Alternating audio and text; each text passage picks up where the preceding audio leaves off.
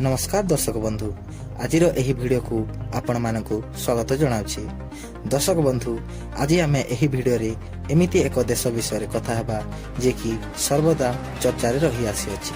केतेबेले निजर भल काम पई हो किंबा केतेबेले लोकतंत्र हत्या करबा को नेकी हेउ।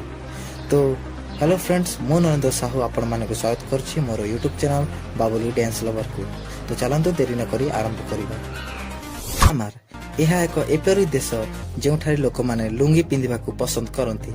सेठारे केवल पुरुष नुह महिला माने मध्य साड़ी ठारू अधिका लुंगी पिंधिबा को पसंद करती।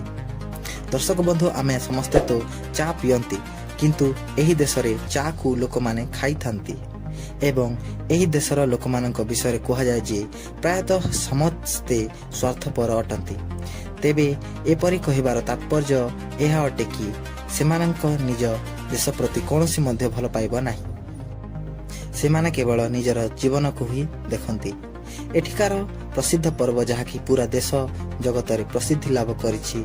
एही पर्व रे म्यांमारवासी निजर ज्ञान और कौशल बदल रे पानी रे निया लगाई थांती। एही देशर नाम सर्वप्रथम थिला the Republic democracy of Myanmar. Myanmar को ब्रह्मा बोली मध्य कहा जाय। जनसंख्या मामला रे म्यांमार 26 नंबर देश रे रहिछि। म्यांमार साउथ एशिया रो छोटिया देश अटे।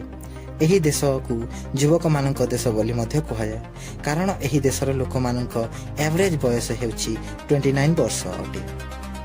दर्शक बंधु अनेक लोक जाने पारंती नाही कि म्यांमार देश को केते बेले बर्मा कहा जाए और केते बेले म्यांमार बोली कहा जाए। तेबे आपण मानकु जणाई देबा को चाहूछि जे जेते बेले इंग्रज माने राजत्व थिला सेते बेले एही देश को बर्मा बोली कहा जाउथिला। जेते बेले ब्रिटिश माने एठारु चली गले सेबेठारु एही देशर ना को परिवर्तन करी म्यांमार रखा गला, कारण एठिकार शासक दलर मत थिला से माने ब्रिटिश को द्वारा नामित कौनसी नाम को ग्रहण करिवे नाही। तेबे 1989 मसीहारे बर्मा नाम बदलाई दिया जायथिला और म्यांमार रखा जायथिला।